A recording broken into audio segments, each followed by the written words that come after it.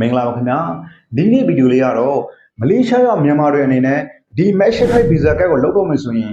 ဘယ်လိုလုပ်ရမလဲဘာတွေလိုအပ်တယ်ဘာကြောင့်လုပ်သင့်တယ်ဘယ်နေရာမှာလုပ်ရမယ်ဒီ Malaysia Trade ကတ်ထဲမှာပိုက်ဆံဘယ်လောက်ထိစုလို့ရတယ်ပြီးတော့ဒီ Malaysia Trade ကတ်ကိုအသုံးပြုသူတွေဆောင်းရန်တွေကိုအခုဗီဒီယိုမှာပြောပြသွားမှာပဲဖြစ်ပါတယ်ခင်ဗျာဒီ Malaysia Trade ကတ်ကိုလုပ်တော့မယ်ဆိုရင်ကိုမှအထောက်အထားကတ်တစ်ခုခုရှိဖို့လိုအပ်ပါတယ်။တိုင်းရင်းသားကတ်ဖြစ်ဖြစ် passport PJPV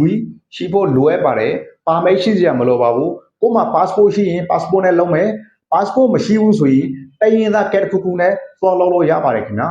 ။ဘယ်လိုလုပ်ရမလဲဆိုရင်ဒီကတ်ကိုလုပ်ဖို့အတွက်သူတို့ရုံးဖွဲ့ကိုတွားရမှာဖြစ်ပါတယ်။ရုံးဖွဲ့တွေကဒီမလေးရှားနိုင်ငံထဲမှာနေရာအနှံ့မှာရှိတဲ့အတွက်ကိုကဘယ်နေရာမှာပဲရောက်နေပါစေကိုရဲ့ဖုန်းလေးကနေပြီးတော့ Google Map ထဲမှာ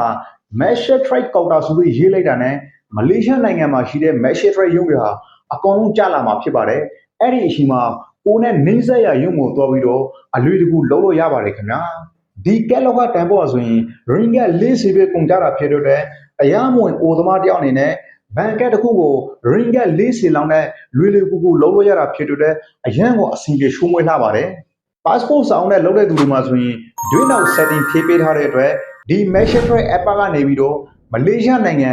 ကြိုက်တဲ့ဘဏ်ကိုဒွေးနောက်အသုံးပြုပြီးတော့အလွယ်တကူရွှေ့လို့ရတာဖြစ်တဲ့အတွက်ကျွန်တော်တို့အိုသမားတွေတဲ့ဒီ Malaysia Trade ကဟာဆိုရင်ငွေအထွေးပြောက်တဲ့အရန်ကိုအဆင်ပြေတာတွေ့ရပါတယ်ခင်ဗျာဒီ Malaysia Trade ကထဲမှာပိုက်ဆံစုမယ်ဆိုရင်တိုင်းရင်းသားကနဲ့လောက်ထားတဲ့သူတွေဆိုရင် Ringgit 1000ထိစုလို့ရပြီး passport စာအုပ်နဲ့လောက်ထားတဲ့သူတွေဆိုရင်မလေး Ringgit 2000ထိစုလို့ရတာတွေ့ရပါတယ်ခင်ဗျာ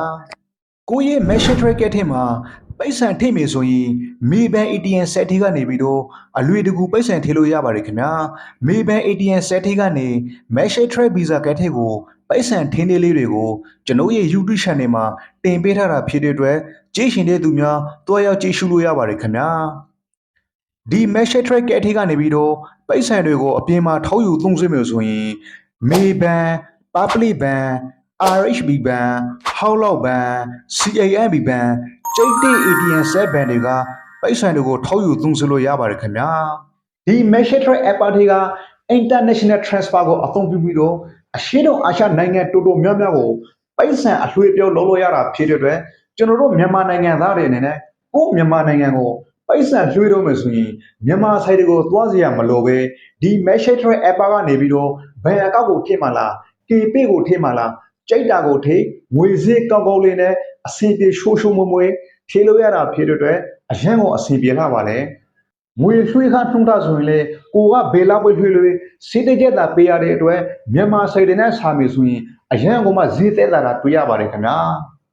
အခုဆိုရင်မြန်မာနိုင်ငံမှာငရင်လှုပ်ထားတဲ့အတွက်ဒီ Malaysia Trade app နဲ့ပဲဖြစ်ဖြစ် Malaysia Trade ရုံးကပဲဖြစ်ဖြစ်ပိုက်ဆံရွှေ့မယ်ဆိုရင်ရွှေခါတပြားတစ်ချက်မှမယူဘဲနဲ့ free ပေးထားတာကိုလည်းတွေ့ရပါတယ်ခင်ဗျာဒီ Malaysia Trade Visa ကဆိုရင် shopping center တွေမှာဈေးဝယ်တာစားသောက်ဆိုင်တွေမှာဓမဲစားတာဘယ်နေရာမှာဘာပွဲဝယ် Visa ကနဲ့ရှင်းလို့ရတဲ့နေရာအကုန်မှန်သမျှကိုအလွယ်တကူပိုက်ဆံရှင်းလို့ရတာဖြစ်တဲ့အတွက်အရန်ကိုအဆင်ပြေရှုံးမွေးလာပါတယ်ခင်ဗျာကျွန်တော်တို့မှာအလုံးလုံးရလာတဲ့ပိုက်ဆံတွေကိုလစဉ်မလွှဲချင်ဘူး2လတစ်ခါ3လတစ်ခါပေါက်ပြီးတော့လွှဲမယ်ဆိုရင်လေကိုကအပြင်မှာပိုက်ဆံထားရတာစိတ်မချရဘူးဆိုရင်ဒီ Malaysia Trade Visa ကထဲမှာသိမ်းဆည်းထားလို့ရပါတယ်ခင်ဗျာဒီ Malaysia Trade Visa ကဟာဆိုရင်တာဝန်ခံမှုတာဝန်ယူမှုအဒီရှိတာဖြစ်တဲ့အတွက်ကိုယ့်ရဲ့ပိုက်ဆံတွေပျောက်သွားမှာကိုစိုးရင်စရာမရှိပါဘူးတကယ်လို့ပျောက်သွားရင်တော့နင်းဆက်ရ Malaysia Trade ရုံးတွေကိုသွားပြီးတော့အကျိုးအကြောင်းတွေကိုပြောပြရင်သူတို့စီကတာဝန်ခံမှုတာဝန်ယူမှုအပြည့်နဲ့ကုညီဖြည့်ရှင်းပေးတာကိုတွေ့ရတဲ့အတွက်အရင်ကမှလုံခြုံမှုအကောက်တဲ့ကဲတကယ်ဖြစ်ပါတယ်ခင်ဗျာဒီ Malaysia Trade Visa ကအသုံးပြုသူတွေရဲ့ဆောင်းရန်အရေးကြီးတဲ့အချက်တွေကိုကျွန်တော်ပြောပြပါမယ်ကိုက online ကိုပစ္စည်းတစ်ခုခုဝယ်တာပဲဖြစ်ဖြစ် game ဆိုးတဲ့သူတွေ game ဝယ်တာပဲဖြစ်ဖြစ်ဒီ Visa က Master ကတွေနဲ့ပိုက်ဆံရှင်းလို့ရဆိုရင် online payment setting တွေကိုဖွင့်ပေးထားရပါတယ်ခင်ဗျာ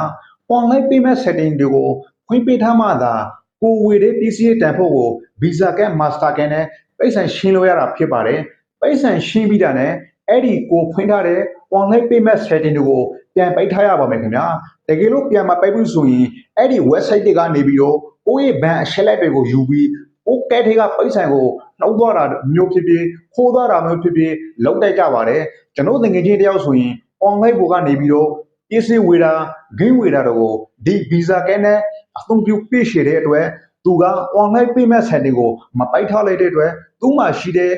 visa ကဲထဲကပိုက်ဆိုင်တွေကိုအကုန်လုံးအဲ့ဒီ website ကနေပြီးတော့ခိုးသွားတာကိုတွေ့ရပါတယ်အဲ့ဒါတွေကိုရုံးကိုတွားပြီးတင်ပြတော့ရုံးကနေပြီးတော့သူ့ရဲ့အချက်လက်တွေကိုတေချာစစ်ဆေးတယ်သူ့ရဲ့အကောင့်တွေကိုပိုက်ပြီးတော့ပြန်ပြီးတော့အသေးလုပ်ပေးပါတယ်ပြီးတာနဲ့သူ့မှာတောက်သွားတဲ့ပိုက်ဆိုင်တွေကိုတာဝန်ယူမှုတာဝန်ခံမှုအပြည့်နဲ့ကူညီဖြည့်ရှင်းပေးတာကိုတွေ့တဲ့အတွက်ဒီ message တွေရုံးမှာဆိုရင်သုံးဆွေသူ customer တွေကိုအရင်ကိုတန်ဖိုးထားတာတွေ့ရပါတယ်ခင်ဗျာကဲဒါဆိုရင်မလေးရှားရောက်မြန်မာတွေအနေနဲ့ကို့မှာပိုက်ဆံရွှေ့မှာပဲဖြစ်ဖြစ်ပိုက်ဆံစုမှာပဲဖြစ်ဖြစ်ဈေးဝေထွက်မှာပဲဖြစ်ဖြစ်အရင်ကမှအသုံးပြုလွယ်ကူရှိုးမွေးတဲ့ဒီ message visa ကဲကိုလောက်တော့မယ်ဆိုရင်ကိုယ့်ရဲ့ passport စာအုပ် PJPV သို့မဟုတ်တိုင်းရင်းသားကဲတစ်ခုခုကိုယူဆောင်ပြီးတော့နေဆက်ရ message ရုံးတွေမှာအလွယ်တကူသွားလုပ်လို့ရတဲ့အကြောင်းကိုပြောရှင်ပါတယ်ခင်ဗျာနောက်ဗီဒီယိုမှာပြန်လည်ဆုံတွေ့ရှင်ပါသေးတယ်ဘိုင်ဘိုင်